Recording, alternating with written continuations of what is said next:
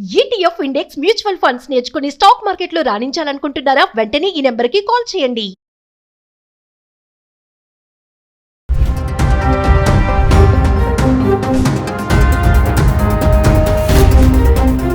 Hi hello నమస్తే, welcome back to Suman TV. Present మనతో పాటు ఉన్నారు chairman of national security studies UGC centre for human security studies founder and executive director Kanneganti Ramesh Babu garu. నమస్తే sir. Madam. Naveena garu, it's pleasure again getting back to you. Trump తీసుకునే నిర్ణయాలతోటి మనం already చేస్తానే ఉన్నాం videos. ఎప్పుడైతే ట్రంప్ అధికారంలోకి వచ్చాడో అప్పటి నుంచి ఇప్పటి వరకు కూడా సో మెనీ డెసిషన్స్ అనమాట. దానివల్ల మన ఇండియన్ స్టూడెంట్సే కానీ ఫర్దర్ గా చాలా మంది విద్యార్థులు ఇబ్బంది పడుతున్నారు. అంటే ఈ రోజు మళ్ళీ మిమ్మల్ని పిలవడానికి కారణం ఏంటంటే ఎంతో మంది అమెరికా వెళ్ళి చదువుకోవాలి, అక్కడ సెటిల్ అవ్వాలనుకునే వాళ్ళందరికీ కూడా ట్రంప్ అనేవారు షాక్ ఇస్తూనే ఉన్నాడు. అంటే ఇప్పుడు కొత్తగా 30 కంట్రీస్ కి ట్రావెల్ బ్యాన్ విధించబోతున్నాడు. సో ఎందుకు అంటారు ఇలా? ముఖ్యంగా డొనాల్డ్ ట్రంప్ 2025 జనవరిలో ప్రమాణ స్వీకారం చేసిన తర్వాత రెండోసారి అమెరికా అధ్యక్షుడిగా గత 12 నెలల్లో ప్రపంచవ్యాప్తంగా పెను మార్పులు సంభవించినాయి. అవి ఎంతవరకు అమెరికాకి లాభం చేకూర్చుని, లేదా ఎంతవరకు అమెరికా యొక్క మిత్ర దేశాలకి శత్రు దేశాలకి లాభం కానీ నష్టం కానీ చేకూర్చుని డిఫరెంట్ డిబేట్ ఆల్ టుగెదర్. కానీ ట్రంప్ తీసుకునే నిర్ణయాలు ఏకపక్షంగా ఆయన దేశానికి మాత్రమే, అందుట్లో ఒక వర్గానికి మాత్రమే ఉపయోగపడే విధంగా ఆయన డెసిషన్స్ తీసుకుంటున్నాడు అనేది మనకి ఈ గత 12 ఏళ్లలో ఆయన తీసుకున్న డెసిషన్స్ని ఎనాలిసిస్ చేసినప్పుడు, విశ్లేషణ చేసినప్పుడు అర్థమవుతుంది. సో ఇప్పుడు ఆయన చెప్పేది ఏంటంటే, నేను నా దేశానికి మేలు చేకూర్చే let's make America great again, MAGA MAGA, make America great again అనే నినాదంతో నేను అమెరికా అధ్యక్ష భవనంలో కూర్చున్నా. సో నేను ఇండియన్ స్టూడెంట్స్ గురించో, లేకపోతే కొరియన్ స్టూడెంట్స్ గురించో, జాపనీస్ స్టూడెంట్స్ గురించో, చైనీస్ స్టూడెంట్స్ గురించో వాళ్ళ యోగక్షేమాలు ఆలోచించాల్సిన అవసరం నాకు లేదు. మా అమెరికాకి ఏది లాభమో అదే మాకు మంచిది అనే విధంగా అతను మాట్లాడుతున్నాడు. సరే, అదే అతను మాట్లాడుతున్న విధానం. దాంట్లో నుంచి మన భారతీయ విద్యార్థులకి, విద్యార్థినులకి ఎంతవరకు ఉపయోగకరంగా ఉంటుంది?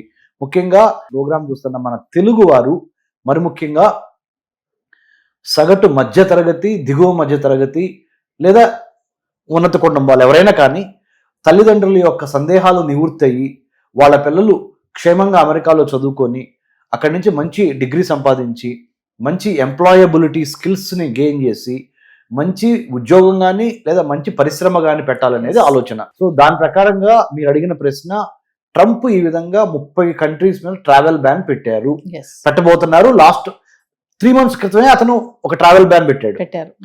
Pakistan, Syria, Lebanon, Ethiopia, Sudan, Latin అమెరికాలో ఉన్న కొన్ని కంట్రీస్, చిలీ, పెరుగ్వే, ఇలాంటి కొన్ని కంట్రీస్, అర్జెంటైనా, ఇక్కడి నుంచి రాకూడదని ట్రావెల్ బ్యాన్ పెట్టాడు ఆయన. ఆఫ్రికాలో కొన్ని కంట్రీస్, ఏషియాలో కొన్ని కంట్రీస్, లాటిన్ అమెరికా అంటే సౌత్ అమెరికా అనమాట. సౌత్ అమెరికా, సెంట్రల్ అమెరికా, దాన్ని లాటిన్ అమెరికా అంటారు. లాటిన్ అమెరికా అంటే సెంట్రల్ అమెరికా, సౌత్ అమెరికా కలిపిన దేశము లాటిన్ అమెరికా. సో ఆ ప్రాంతంలో నుంచి స్టూడెంట్స్ రాకూడదు, లేదా వ్యాపారులు వచ్చినా కానీ ఈ కండిషన్స్ ఫుల్ఫిల్ అవ్వాలని పెట్టారు. ఎందుకు పెట్టారనేది మీరు అడిగిన ప్రశ్న. ఎందుకు అంటే అమెరికాలో ముఖ్యంగా అమెరికాకి ఇప్పుడు పగ్గం చేపట్టి అమెరికా అధ్యక్ష పదవిని పరిపాలిస్తున్న డొనాల్డ్ ట్రంప్ రిపబ్లికన్ పార్టీ యొక్క అధిపతి. అంటే రిపబ్లికన్ పార్టీ యొక్క రిప్రజెంటేటివ్ కూడా, ప్రెసిడెంట్ అయ్యి అమెరికన్ వైట్ హౌస్లో కూర్చున్నారు. రిపబ్లికన్ పార్టీ యొక్క సిద్ధాంతం ఏంటంటే, బాగా డబ్బులున్న వాళ్ళు, conservative, traditional, rich and then pro America, ఈ భావాలు కలిగిన వాళ్ళు మాత్రమే రిపబ్లికన్ పార్టీలో ఉంటారు. ఆ రిపబ్లికన్ పార్టీలో ఒకడైన డొనాల్డ్ ట్రంప్ ప్రెసిడెంట్గా ఉన్నాడు కాబట్టి ఆయన యొక్క ఆలోచన విధానం కూడా పార్టీ ఆలోచన విధానానికి దగ్గరగా ఉంటుంది. అంటే డబ్బులున్న వాళ్ళు మాత్రమే అమెరికా రావాలి, ఇక్కడికి వచ్చి డబ్బులు సంపాదించి మీ ఇంటికి పంపిద్దాం అనుకుంటున్నావు, అది కరెక్ట్ కాదు.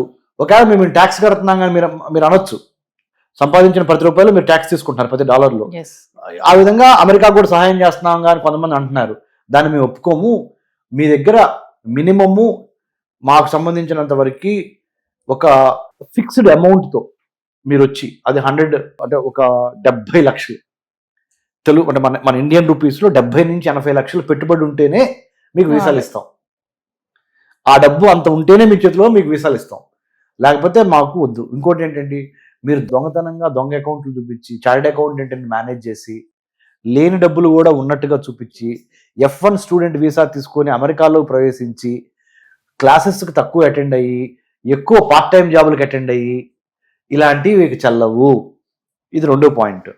3వ పాయింట్, మీరు అన్న 30 దేశాలు ట్రావెల్ బ్యాన్లో భాగంగా ఆ దేశాల నుంచి చాలా మంది మనీ లాండరింగ్ అంటే ఏంటంటే డబ్బు ఒక చోట నుంచి తీసుకుంటారు, ఇంకొక విధంగా డబ్బు రొటేట్ చేసి ఆ విధంగా ఆ దేశంలో ఉన్న వాళ్ళకి చెల్లింపులు చేస్తారు.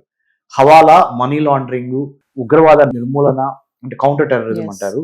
ఈ కౌంటర్ టెర్రరిజము ఇలాంటివి ఎక్కువ పెరుగుతున్నాయి. డ్రగ్స్, నార్కోటిక్స్ ఇవన్నీ ఈ 30 దేశాలలో నుంచి అమెరికాకి ట్రాన్సిట్ అయి వస్తున్నవి. కాబట్టి మేము ఇంకొక 3 ఏళ్ళు ఉంటాడు ట్రంప్.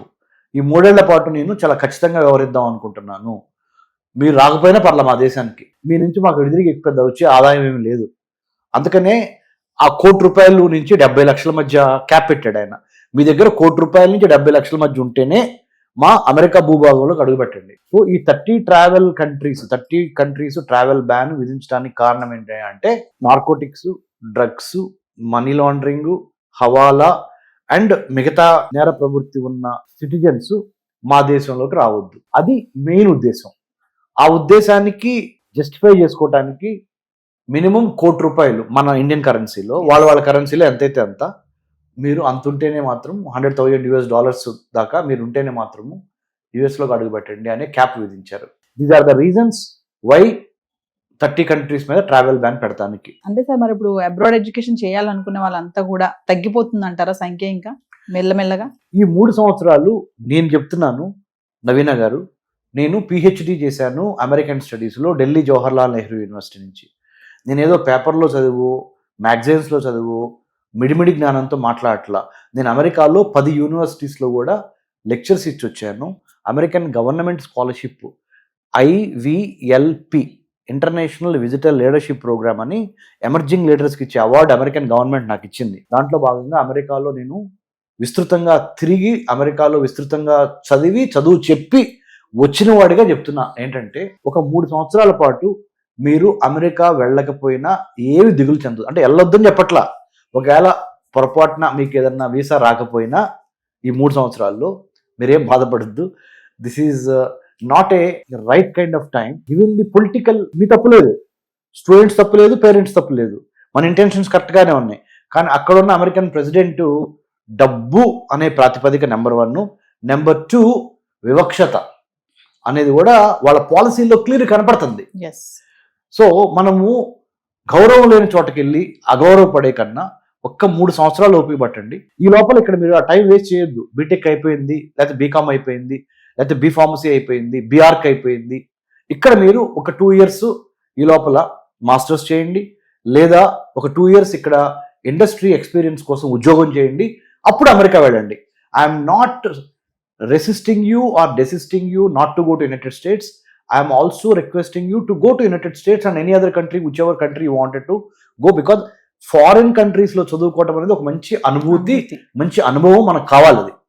అది వయసులో ఉన్నప్పుడే చేస్తే చాలా ఉపయోగపడుతుంది, కాన్ఫిడెన్స్ లెవెల్స్ కానీ, నాలెడ్జ్ కానీ. కాబట్టి రైట్ కైండ్ ఆఫ్ టైం చూసి మనం చేయాలి. విల్లు ఉండాలి, వెళ్ళాలనే విల్లుతో పాటు స్కిల్ ఉండాలి. ఈ రెండింటిని కలిపితే then you can go for the kill. ఆ కిల్ ఎప్పుడంటే ఆ రైట్ కైండ్ ఆఫ్ ఆపర్చునిటీ మూమెంట్ని మనము వెయిట్ చేయాలి. ఇప్పుడు ట్రంప్ ఇంకొక 2-3 ఏళ్ళు ఉంటాడు. మీరు ప్రయత్నం చేయండి అమెరికా వెళ్తానికి. ఒకవేళ మీకు వీసా రాకపోతే డిసప్పాయింట్ అవ్వద్దు, ఎండ్ ఆఫ్ ద వరల్డ్ అని ఫీల్ అవ్వద్దు. ఇట్స్ ఓన్లీ ఈ యొక్క అలజడి ఒక 3 సంవత్సరాలు మాత్రమే, తర్వాత అంతా బాగుంటుంది. ఈ లోపల మీరు వర్క్ ఎక్స్పీరియన్స్ ఇండియాలోనే సంపాదించండి, లేకపోతే ఇండియాలోనే పోస్ట్ గ్రాడ్యుయేట్ డిగ్రీ చేయండి. Thank you sir. Thank you Nayana గారు.